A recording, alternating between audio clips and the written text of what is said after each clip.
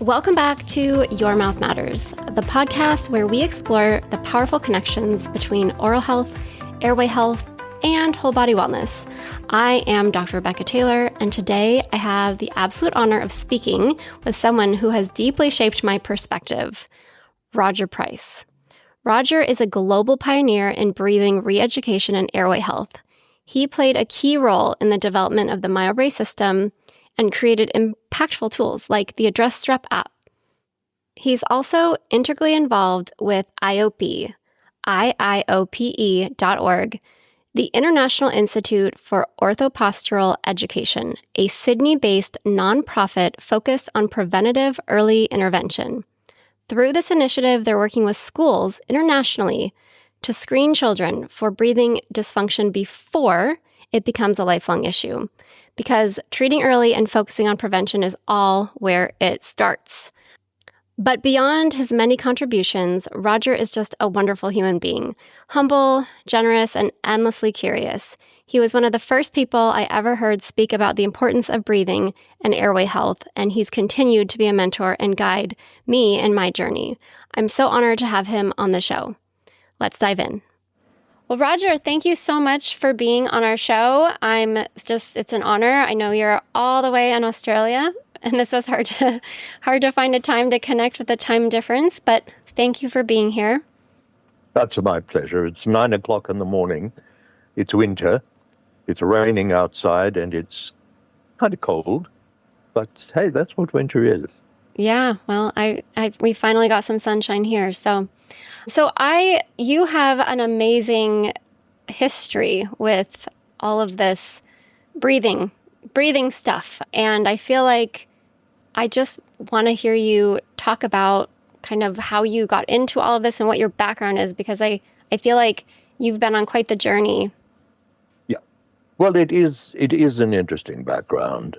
I like to think of myself as an 85-year-old adolescent on speed, running around the world, doing the best I can every moment of my life. That's what I want to do. My goal is to die as young as possible, as late as possible. I love it. And every day it's a gift. I'm very blessed to be able to do what I do, to live a passion, to work with the most incredible people who share this passion. And we've just reached the stage in life now where nobody stops to think. Everybody's on autopilot. Everything is being done to people. Dysfunction has become the new function. Abnormal has become the new normal. It really is. It's a dystopian universe in which we live at the moment. And I like to think that we can take some time, as you and I are going to take now, to bring things a little down to earth and to come up with some very simple concepts, not even philosophies, just concepts. And those concepts are going to show us that what we're doing at the moment is not helping us. That is the principle behind the whole thing. So I'm just about to release a book. It's been quite a long time in coming. It should be out around about August, September. We're busy working on a working title there. And in fact, I have an amazing editor who's in Los Angeles. He's been in the game for 48 years. And he's great fun to work with because we want to make sure that this book is going to mean something to people. It's literally an owner's manual for living. And it just evolved over my lifetime. I started as a pharmacist in 1955. I was 15 years old. And I became a pharmacist because I didn't know what else to do. What do you know when you're 15? You know your next birthday you'll get a driver's license. That's about all you know when you're 15. And so I got into pharmacy and I hated it because I could not get my head around that a doctor would write a prescription and then authorize 6 repeats. If the first one didn't work, why do you want to repeat it 6 times? And I became very disillusioned. So in my early 20s, I got out of pharmacy. I became a clinical nutritionist. I became a manual therapist. I started doing courses, and I've never stopped. And in fact, at the age of 79, I started doing a master's. So that kind of gives you an indication that the one thing I know 100% for sure is that I know nothing 100% for sure. And this has just been a quest. This is the way I live my life. For me, it works. For other people, it might not work. But I'm only interested in what works for me, because if I'm the best I can be, then I'm good for people around me. If I'm a shadow of myself, I'm not giving what I can give. So that's the philosophy behind the whole thing. So the book is a journey. Mm-hmm. Warts and all. Stories, anecdotes, stories from people who've come into my life at critical times, and how our interaction has changed the way they've seen things. I have some beautiful stories from some very beautiful people. So they're going to be interlaced in this book. So the premise of the book is, what would happen if you didn't take the next breath? That'd be the end. So do you think it's a possibility that the human body focuses on nothing other than the next breath? That is survival. And everything that we do is predicated on what our body feels is necessary to be done to take that next breath.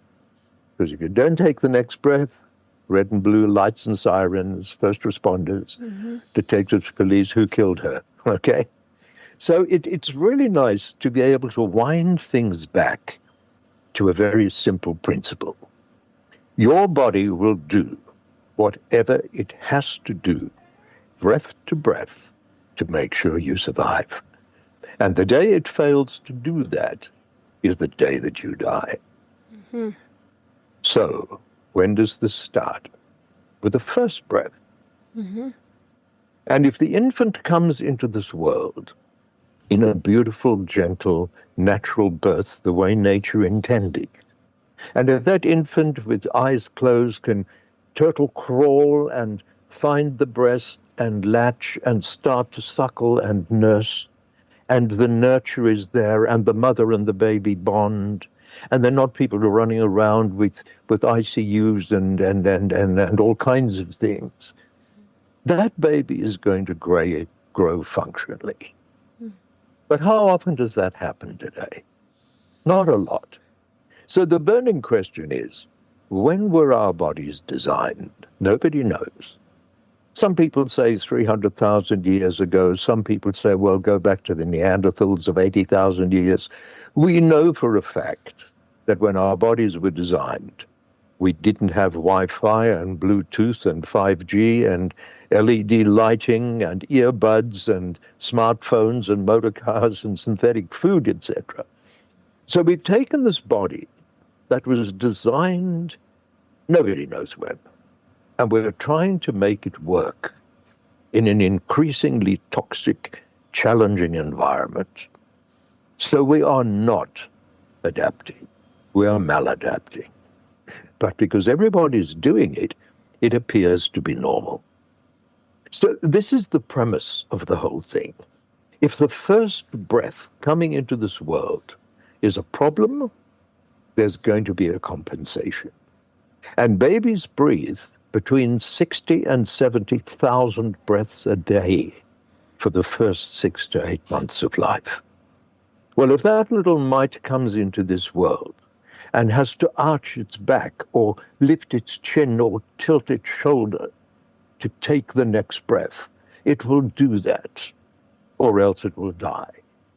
So what prompts the first breath? It's the cry. What happens when you cry? You activate the diaphragm, you open the throat, you open your mouth, you activate the vocal cords. So when a baby cries, it could be one of three things. It could be wet, it could be dirty and hungry. So when a baby cries, it's wet and dirty, it's hungry, or it can't breathe. Oh, my baby's crying all the time, naughty baby. No, the baby is struggling. Mm-hmm.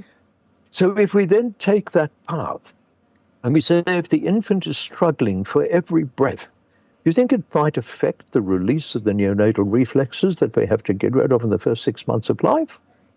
So we start the slippery slide from breath number 1, and it only gets worse. So what do? We compensate. Mm-hmm. And the more we compensate, the more we conflict, and the more we create other habit patterns. So we're not living longer, we're dying longer. The modern marvels of medicine are keeping us alive way, way past our use-by date. But everybody's so proud. Gee, we gave Grandpa an extra 5 years. Yeah, big whoop. Sitting incontinent in a wheelchair, having to go for dialysis every week, that's Grandpa's life? Thank you, he had to sell his house. He had to use all his savings just to be able to exist until he died. What kind of world are we living in? It's got to stop. And it will only stop with education. And the education is not going to come from the inside out. It's got to come from the outside in. Mm-hmm. The whole medical allopathic model is based on diseases exist, this is how to best manage them. So now comes a fascinating question. How old is Western medicine? 1910. Carnegie, Rockefeller, Abraham Flexner, the Flexner Report, all traditional medicines were deemed to be hoo-ha, witchcraft, etc. And modern medicine was born 115 years ago. And I've been around for 85 of those 115 years. Does that put things into perspective? Mm-hmm. And less than 18% of the world's population uses Western medicine. Oh. 1.6, 1.5 billion Indians use Ayurveda. 1.4 billion Chinese use traditional Chinese medicine. 1.2 billion people in Africa use traditional folk medicine. It's only this very small portion of the so-called developed countries, the OECD countries, that are generating $3.5 trillion worth of disease management a year. And we're not getting better. We're not. We're still sick. Mm-hmm. So can you see, this is how my philosophy works. There's a dam of very sick people, and the sluice gates are treatment. Mm-hmm.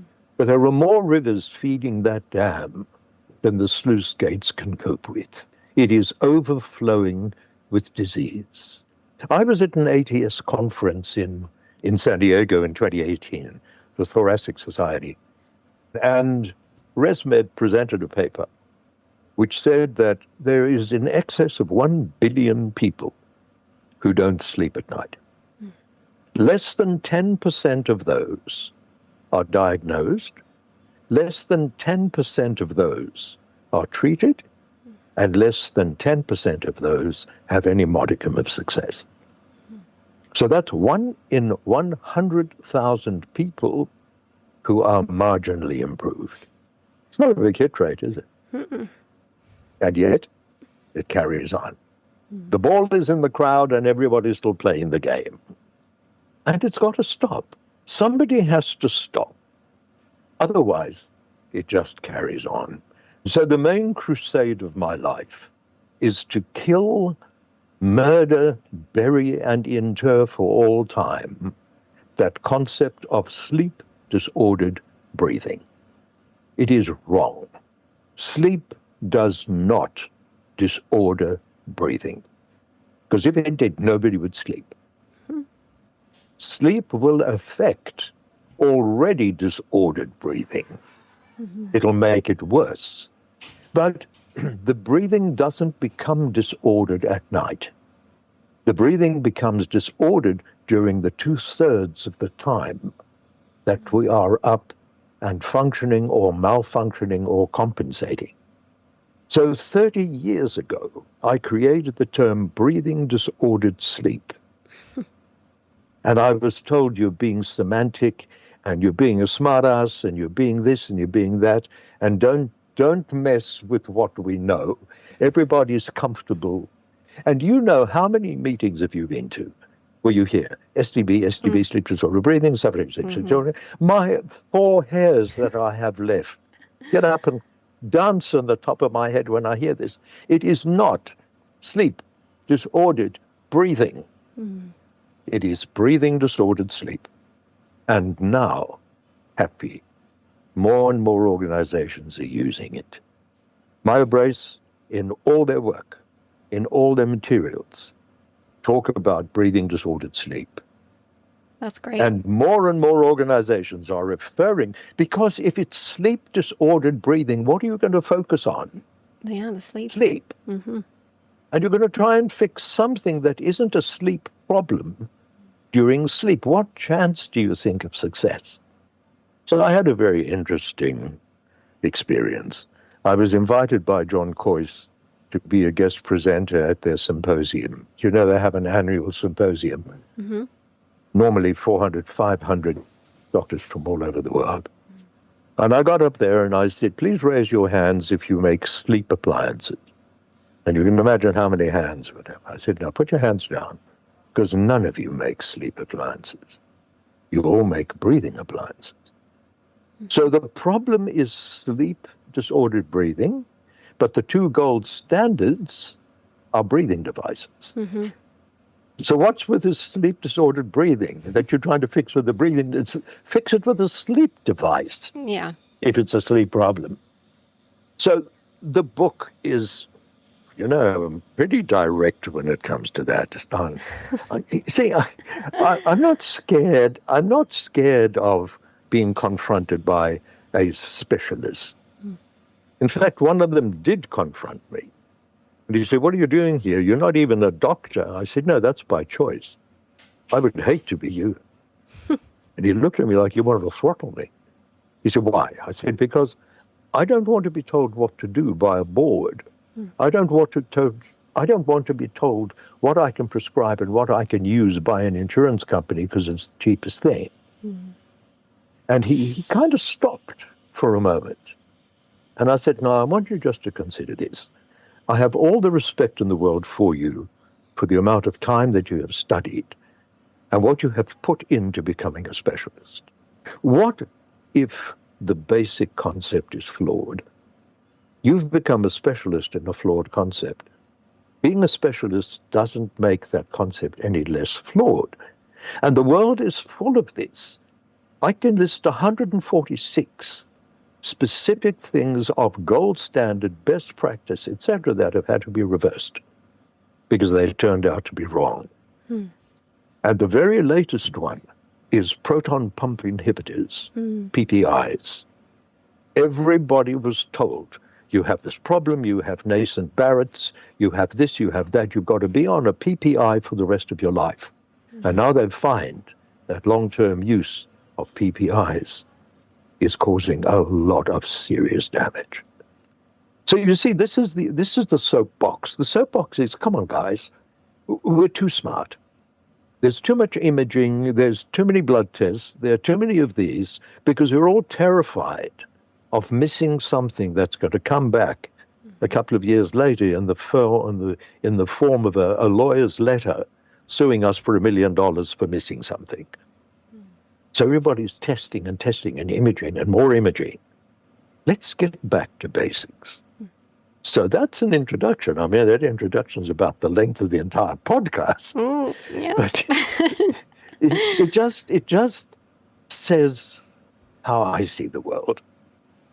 It's all great info, though. I mean, I do feel like we overcomplicated so many things. I think we do it with our diet. I think we do it with just everything. It just doesn't feel like it needs to be so complicated, you know, and there's always a new and upcoming thing and people jump on that. And then later, you know, like the recent one is like Ozempic and all those weight loss drugs, right? And everybody, even all the doctors that are more natural are jumping on that. And it's like, okay, like, can we talk about lifestyle? Can we talk about, you know, how are we eating? Like, there's just not a lot of talk about just the basics, and it drives me nuts. It really does, because I just don't. Our bodies want to heal. Our bodies want to feel good. And I do believe that our bodies have amazing ability to do amazing things if we give them the right environment and we feed them the right things. So that's all. What you said all resonates with me. I love it. Yeah. Look, our bodies do amazing things until we get in the way. Right. So I have a very big argument with a very well-known term, and the term is breathing retraining. Mm-hmm. How many people do you know who say, I'm a breathing retrainer? I will retrain your breathing. Breathing is a reflex. Can you retrain a reflex? I'm going to say to you now, for the next 6 weeks, I want you to focus on your patella. And next time I hit your patella with a rubber hammer, I don't want it to jump. I want you to retrain your reflex not to jump. Mm-hmm. How do you rate your chances? Going to be pretty tough to do that. Not going to happen. You hit that reflex, it'll jump. Yeah. So my point here is you cannot retrain a reflex. There is no such thing as normal breathing. Normal breathing does not exist. Breathing has to be adaptive to effort. And your body knows what it needs better than you know. So it's Friday afternoon and you go to the local community hall and there are 40 people in the hall and there's this bronzed and toned yoga teacher who's been qualified for 11 minutes who gets up and says, okay, everybody, we're going to do box breathing now. And 40 people from 40 different lifestyles and 40 different health conditions, in for 4 and hold for 4 and out for... Give me a break. Half of them might say, gee, that was great, because that rhythm happened to suit them. The other half would say, that was terrible, I couldn't do that. So my message to people is, do not breathe your body. You don't have a clue what it needs. Get out of the way and let your body breathe you. And that's what I teach. I teach people how to let go and get out of the way, out of the road, so that the body can reflexively adjust itself to its demand. And that's the principle behind everything I talk about in this upcoming book. So it's just a different way of seeing things. Mm-hmm. But of course, what you said is so perfectly valid. Ozempic comes out. It's a moneymaker. Mm-hmm. Do you know how many knockoffs there are? Mm-hmm. And how many of them are toxic, and how many of them are not even Ozempic? They've just copied the vial, the delivery device. People are dying because somebody else wants to make money. Mm-hmm. But why? When I was born, 85 years ago, the world had 1.6 billion people. In my lifetime, it's increased 5-fold. I think that says it. Nobody, when I was young, traveled. Everybody stayed where they were within their communities. Only the very wealthy were able to travel. Now, whole communities are leaving their homelands and coming to settle in other communities and try to bring the homelands with them. It's just a natural phenomenon. It's the cycle of history. It's roughly a 4-generational cycle of about 20, 25 years each. And there was an incredible book written about this by 2 American historians. And the book is called The Fourth Turning. And in this book, they explain the 4 cycles of what happens with life and what happens with health and what happens monetarily and what happens politically. And if you read it, and they go back to the 1500s, 1600s, you see the cycle of history continuing to repeat itself. Well, we're in the 4th turning. And that was Neil Howe's latest book in 2023, which says the 4th turning is here.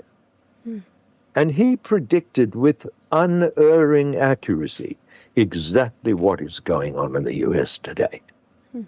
He predicted it. It's the same play every 80, 90, 100 years. It's just different actors and different producers and different directors. And you know the old saying, those who choose to ignore history are doomed to repeat it. Mm-hmm. So that's what's going on. Everything is becoming too much. Too big, too fast, too bright, too loud. And we don't have time to tune out. My focus is, let's focus on this next generation of children. Let's watch them from the time they're born.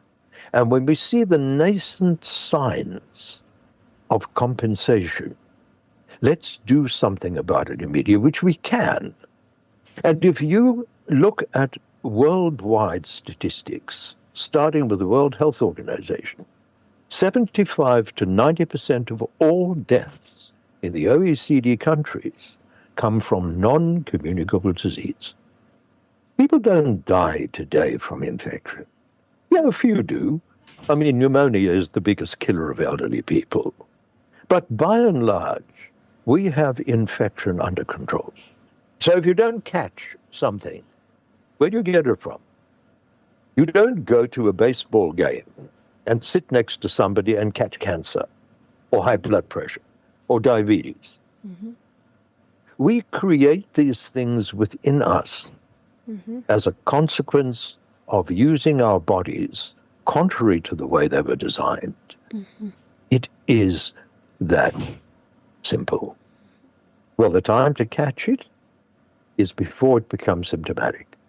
We want it nascent, we want it preclinical, we want to teach people how to observe. I don't want the kindergarten teacher to start teaching orofacial exercises. I want the kindergarten teacher to say, we've been watching Jimmy, and Jimmy's sitting there with his head forward and his shoulders round and his mouth open, and his eyes are tired, and we've watched him when he's taking a nap, and his mouth is open and he's snoring. Then it's up to the parents. And by the way, all the kindergartens we're working with, every parent there has signed informed consent. And they love us for this. And July last year, we spent a month in Romania with the Inspector General of the kindergarten program. And she was a wonderful woman. Her English was pretty limited. We had to use an interpreter. And when we started, she said, here we have children. We have 400 children. How many can you handle? This was the end of the school year. It was just before the summer holidays in July. So we said, we can do 25 children a day because we take them through 5 stations of evaluation. So we ended up with 65 children. 63 of the 65 failed 5 basic milestones in life. Wow. And she said, but these children are normal. I said, no, they're not normal. They are commonplace. The 2 little outliers were the normal ones. It was the 63. And, the term special needs has specific connotation. I believe those 63 children are special needs children. They could not sit still for 20 seconds. Wow. They were almost exactly the same age, 6 years and 3 months old on average. They could not stand on one leg without waving and trying to fall. Their proprioception was out. The percentage of retained primitive reflexes was horrendous. They couldn't catch a ball, kick a ball, throw a ball bilaterally. But that's normal. We've got to stop that because those children are going to go on to become sick teenagers and sick adolescents and sick young adults and sick senior people. We've got to stop it somewhere. Will I do it on my own? Hell no. It's going to need villagers. But there's a beautiful Greek proverb which says a society grows great when old men plant trees, knowing they'll never enjoy the shade. And this is what we're doing with IIOPE. We're planting trees all over the world. And to me, that is satisfaction. To me, I will go to my eventual resting place in peace, knowing that I've made a difference. Otherwise, it's just wasting space.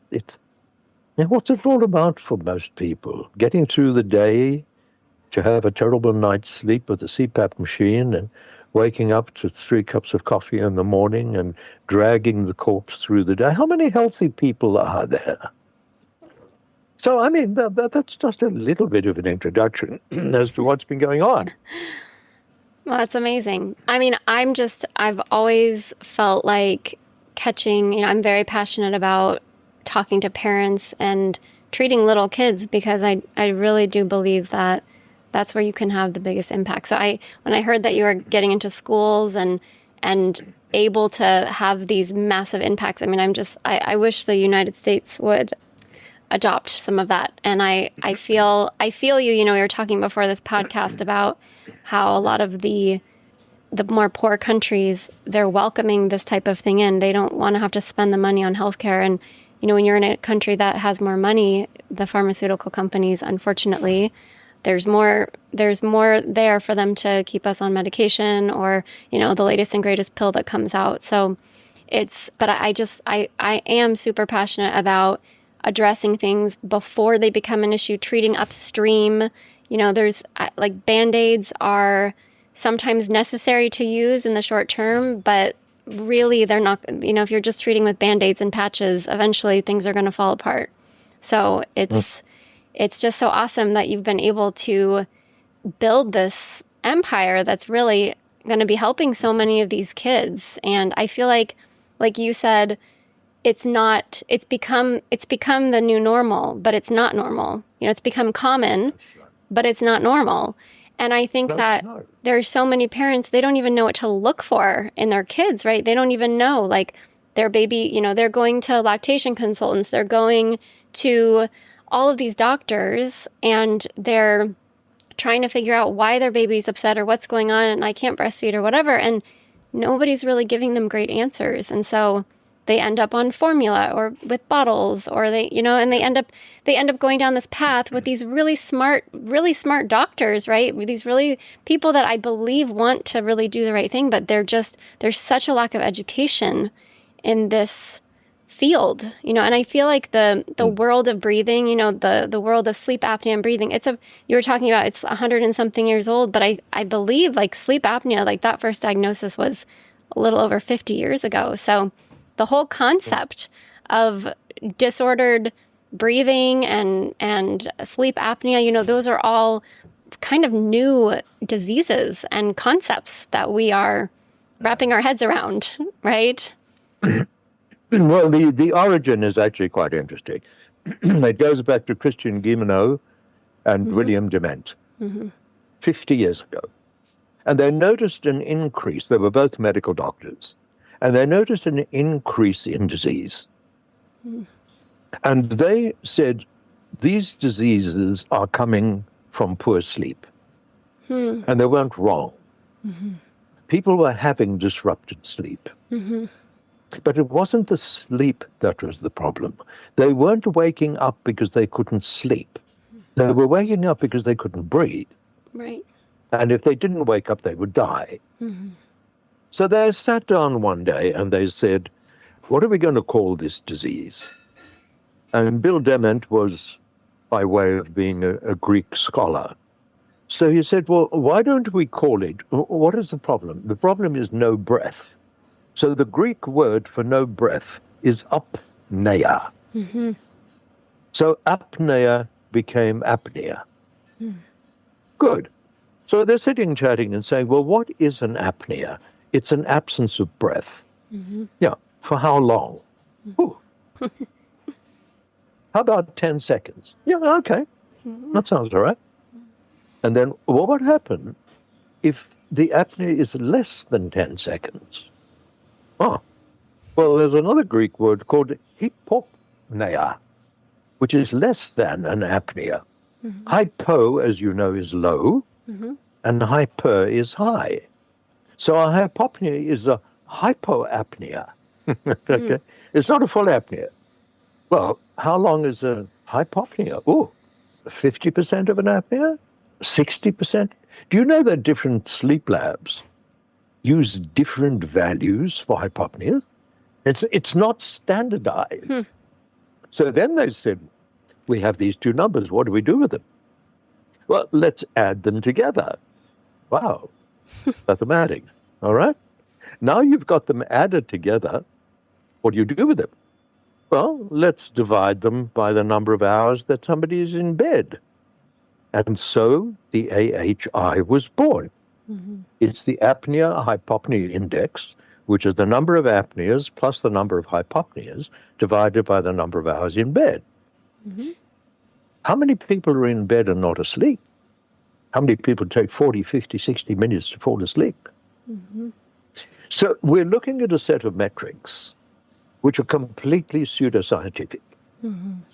There has never been any proof, scientific proof, that 10 seconds or 11 seconds or 9.87532 seconds is an apnea, because no two people are the same. And so OSA was born, obstructive sleep apnea. But then, of course, they couldn't explain why.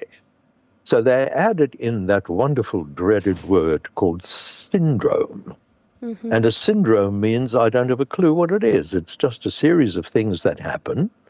So it became 50 years ago, OSAS, obstructive sleep apnea syndrome. And then, of course, the CPAP machine was developed. In fact, it was developed here in Australia by Dr. Colin Sullivan. And it was a brilliant device for people who needed an air splint to lift the tissues that were occluding the airway.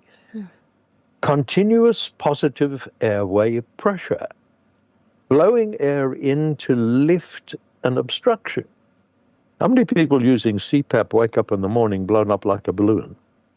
That is, flatulence is one of the greatest side effects of CPAP that people complain about. It's abnormal. Yeah. So for the whole night, the machine is breathing you. And you take it off in the morning and the brain says, now what? Now what do I do? You breathed me the whole night.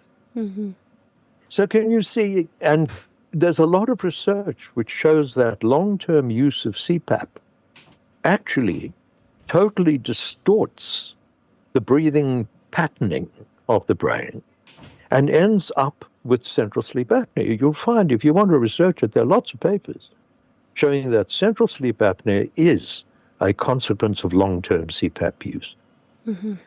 And this, of course, is iatrogenesis. This, of course, is idiopathic. I have no idea where it comes from, but I don't want to admit that, so let me call it idiopathic. So you think it's your fault.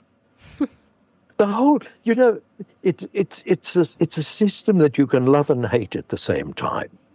There have been so many incredible medical marvels, but there have been some incredible disasters as well. And what's that called? Risk-benefit. Sadly, the way it works out, the patient takes the risk and the industry gets the benefit. And that's what's driving me to stop people from getting into that system. And the only way we do that is through very early education. But it's an uphill battle. I lived in the US for 7 years, from 2012 to 2019. And I met some beautiful people. I met some heads of school boards. I met some school principals who loved the concept and who wanted to include in the school syllabus just an explanation as to how the human body functions. This should be taught to 6 or 7-year-olds. They should be taught why we breathe, how we breathe, what happens when we breathe. In every single case, it went up the ladder, it got to the school board. The school board says, we have to run this past our medical advisors. And the medical advisors said, there's no research, it's a lot of nonsense. And so it died. We are our own worst enemy. It's so sad. But that's the way it is. So we can accept we're our own worst enemies, but we can do something about it. And this is our struggle at the moment, because we don't have funding. People are not interested in funding something where there is no immediate commercial return. Mm-hmm. So we have to go cap in hand to foundations and to philanthropies. And you want to know firewalls in the computer systems? They've got nothing to do with firewalls with foundations. You just can't get to them. So literally every day of my life, I walk around with a begging bowl, looking for funding so that we can take this further. And our only salvation is going to be some high net worth individuals, and there are a lot of them around, who say, I think that is a great idea, it deserves support. And once we're up and running, it'll become self-funding, because we're going to use the Wikipedia model.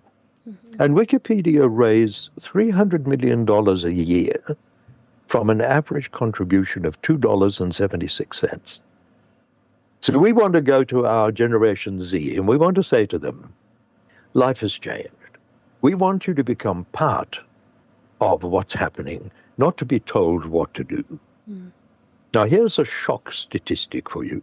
On TikTok, 3.56 billion subscribers. 90% of them are Generation Z. Mm. And this is an angry generation. They were lied to. They're not happy with upper levels of government and instruction and this condescending, paternalistic pat on the head now. Now, girlie, just do as I tell you, because I'm older than you are. You don't do that to a Generation Z, I can tell you. So when we take our research data and when we have our database up and running, you will have access to genuine, non-commercial information with no ulterior motive. So you have a couple of kids and you want to find out what's going on, you can go onto the IIOPE research site and you can get data from all around the world with no commercial overtone. So if I had to say to you, would you be prepared to pay $3 a month for access to that? Would you do it? Mm-hmm. Half a cup of coffee? Well, what percentage of 3.56 billion is a million? Nothing. Mm-hmm. There's 0.001 something percent. It's minuscule. Mm-hmm. Well, if we can get this percentage of these young people thirsting for knowledge and being prepared to pay us $3 a month just to support the foundation, we've got $3 million a month funding that we can take around the world, and we can open this up country after country after country. This is the title of IIOPE, is Health for Future Generations. That is our goal. That is our dream. And there's got to be somebody out there. So can you talk a little bit about what that program looks like? What looks like? The IIOPE program. So you guys are going into schools. Okay. Pardon me. It's very simple. We set up 5 stations. The first station is, allocating an ID number, because this is all anonymous information. It's patient data, but we have to be very careful about how we use it. So height, weight, age, etc., etc. Then they go through a full dental evaluation with trained dentists. And they look at occlusion, they look at oral health, they look at dental health. They have a look at the child and say, where is this child relative to where it should be, eruption-wise, etc. We then go to the second one, which is swallowing, chewing. We give the child an apple to chew. We give them some water to swallow. We look for the gargling, and we look for the puffing out of the cheeks. Number 3, we take them through functionality. Catching a ball, throwing a ball, hopping on one foot, walking one foot in front of the other. We do a proprioception check. We do a full postural analysis using an incredible app. I don't know if you've come across Posture Screen. Mm-mm. It's a US-developed product, Posture Screen. Now, with 4 photographs, anterior, posterior, left and right lateral, and using AI, it analyzes translations, where the shoulders are, where the head is, what the head weighs, what the head should weigh. It really is, it's a genius app. I think it's about $50 or so, $50 or $60 to buy the app. Wow. And there's an annual subscription for however many images you do. So that is through every one of our kindergartens. Cool. Then we do a breathing assessment. We do a capnographic breathing assessment, looking at the way the child is breathing mechanically, so from a mechanics, from a dynamics, and then we analyze the biochemistry by looking at the end-tidal CO2 and saying, is there sufficient to keep the pH of the 11 body systems in balance, or is the child over-breathing, and is it compensating all the time to try and keep its systems in balance? It's almost like you have a swimming pool. And when the water is clean and sparkling, you want to jump in. And if it's green and slimy, you're going to jump in. Unlikely. So what do? You take a little test vial and you put some water in, and it says you have to add some chemicals to make the pool clean. That is exactly what we have. We have 11 swimming pools in the human body, and those are our 11 basic functioning operating systems. Digestion, reproduction, respiration, cardiovascular, right? They are all in a constant state of either being clear, a little green, or very slimy. And that's when you feel lousy. The chemical that resets the balance of our 11 swimming pools is carbon dioxide. Nobody measures it. Only when you're in hospital do they measure it. So this has been my goal. Yes, there is capnometry measuring equipment on the market, but it's expensive. So, launching together with a book is the first low-cost wearable carbon dioxide measuring device. Wow. If you want to buy a good capnometer today, you're looking at $2,000 to $3,000 to $4,000. This one is coming to market at under $300. Wow. So are you using that as more of a screening device, or are you checking the CO2 as you do your treatment? Well, this is the beauty. This is the beauty behind it. Screening means that you're measuring it at only one point in time. Mm-hmm. Right. I can give you a capnometer now, which is going to tell you your end-tidal CO2 at 10 minutes past 10 in the morning Sydney time. Mm-hmm. The way we've designed this, we're using biofeedback. So we're using a continuous trace, breath by breath, so that if you change what you do and you change your breathing pattern, you'll see it on the screen immediately. And the reason for doing this is, you know that heart rate variability is very popular. Mm-hmm. Well, heart rate variability is all about coherent breathing. And coherent breathing is normally accepted as around 6 breaths per minute at a ratio of 40% inhale and 60% exhale to keep the ANS with a slightly limited sympathetic and an extended parasympathetic mode. But it's not the same for everybody. So when you're trying to bring about mechanical coherence, forcing yourself to breathe 6 breaths a minute at this ratio, you can be screwing up your chemistry. Your pools are going green, and you think you're doing the right thing. Now, you can monitor your end-tidal CO2 while you are looking for your heart rate variability. And in my experience, which goes back a long time with this, not too many people are coherent at 6 breaths per minute. Some of them are coherent at 4.5 breaths per minute. Some at 8 breaths per minute. It's an individual thing. You cannot make cookie cutters for people. We're not made of Play-Doh. So that is why this is going to be an absolute revelation. Nobody's ever done this before. And we have the prototypes running at the moment, and we're getting excellent results from them. And this is going to be, I mean, what do people spend on wearables?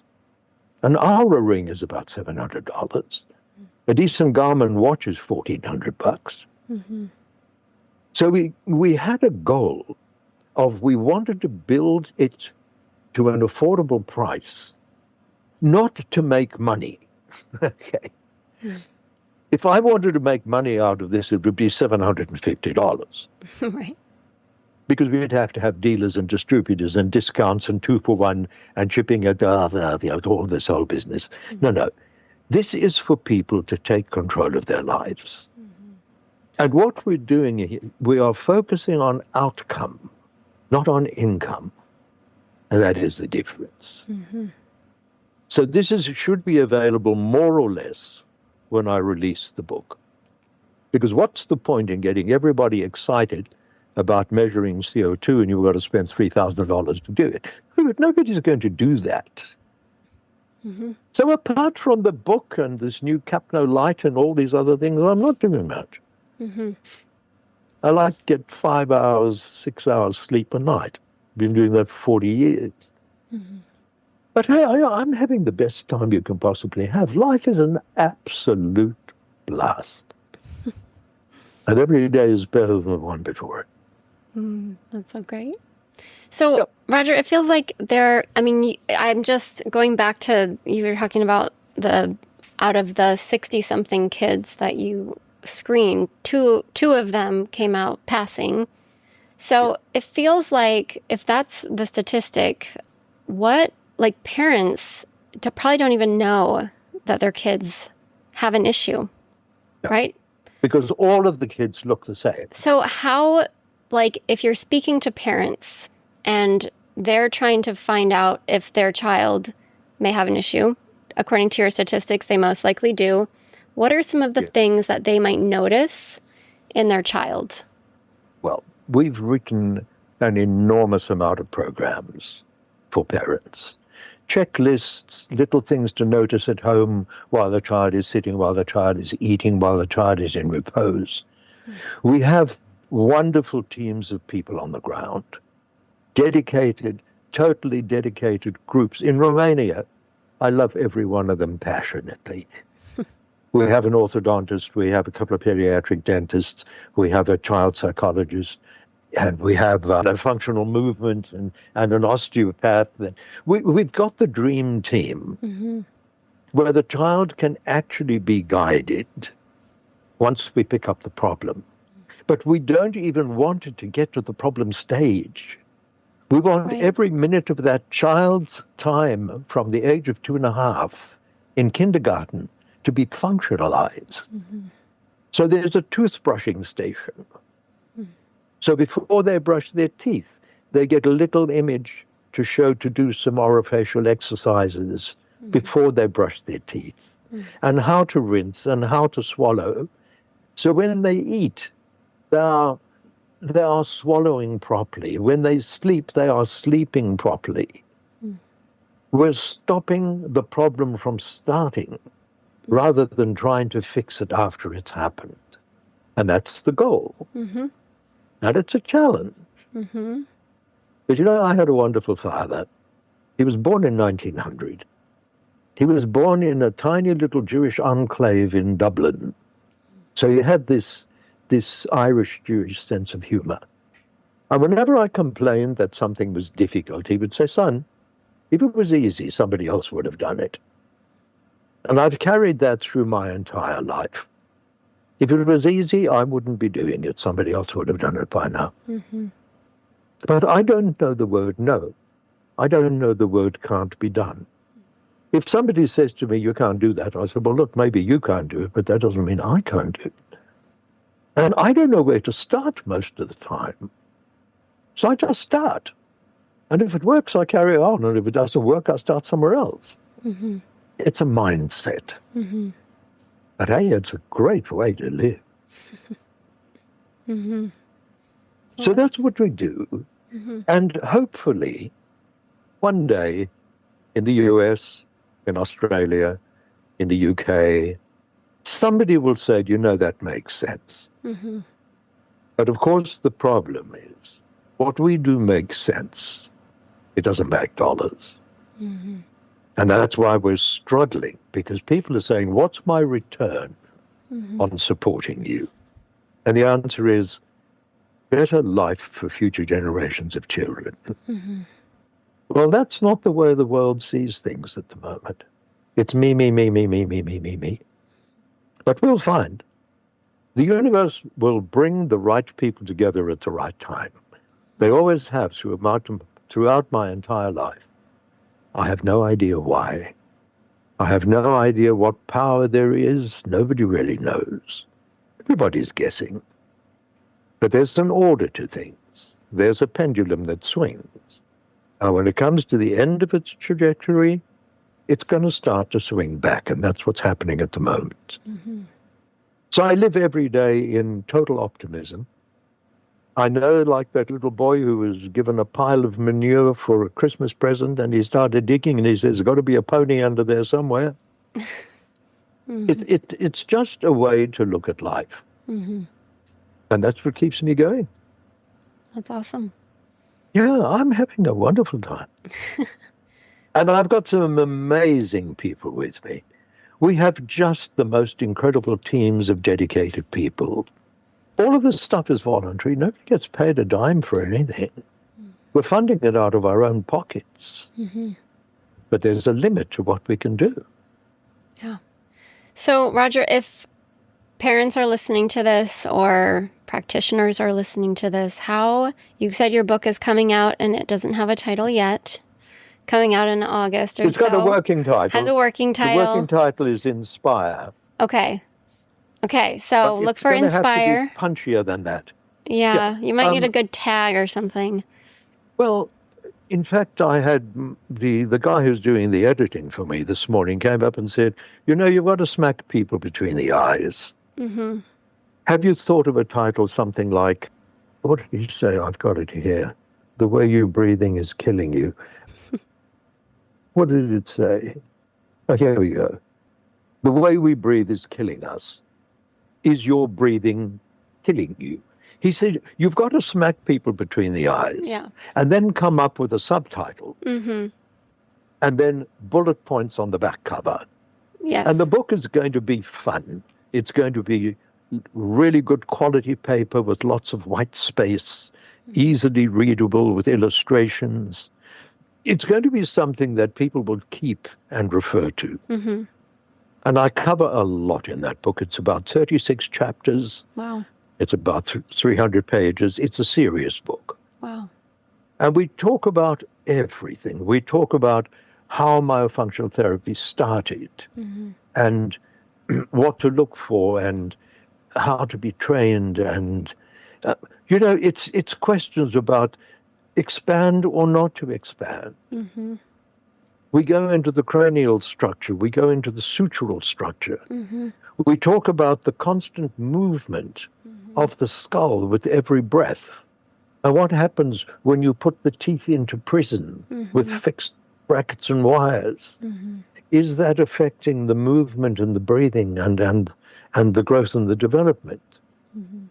Yes, it's controversial because it's designed to get people to think and to get the book makes no recommendations. Okay. Totally agnostic when it comes to this is the game. I'm a spectator. I'm watching it being played. I don't support either team. So make up your own mind. It's going to have a lot of references to other books. So people, if they want to do a deep dive into a particular area, I'll point them towards people who've written serious stuff about this. But generally, it's going to be a fun read. It's going to cover all the weird things that have happened to me on the way to coming to understanding what's going on. And it's just going to be fun to read. Okay, well, I can't wait to read it. Yeah, neither can I. We're still busy putting it together. You're going to be so sick of it. You're not going to want to read it when it comes out. Yeah, but if anybody wants to know about IIOPE and what we're doing, the website is very simple. It's IIOPE.org. That's all it is. IIOPE.org.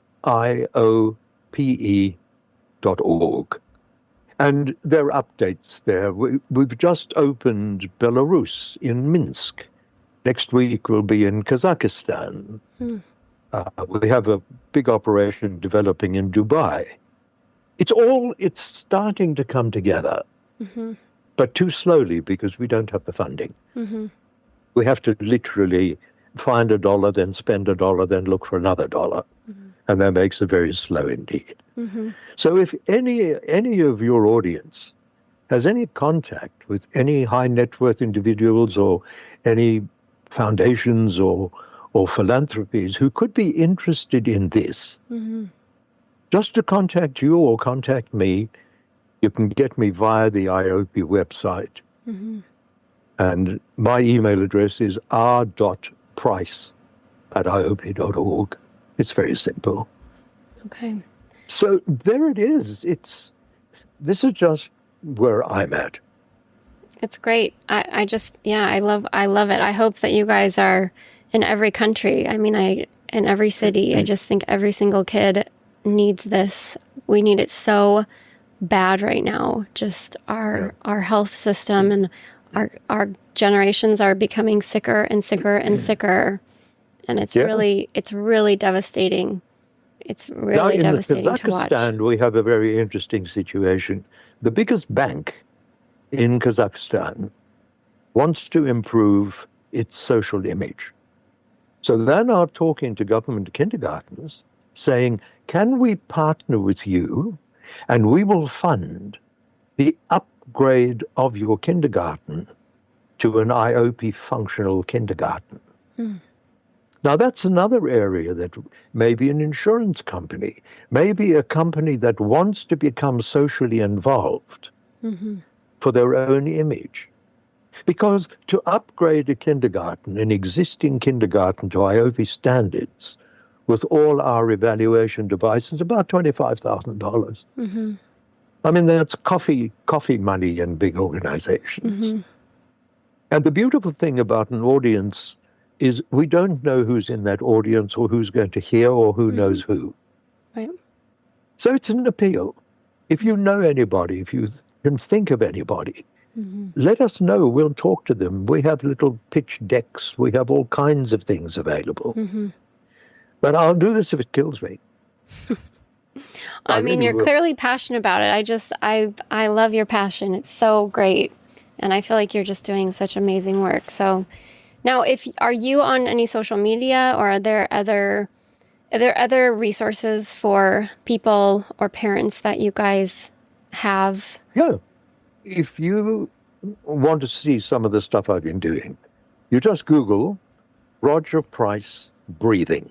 And it brings up a whole lot of podcasts, and it brings up a whole lot of interviews and presentations and all kinds of things.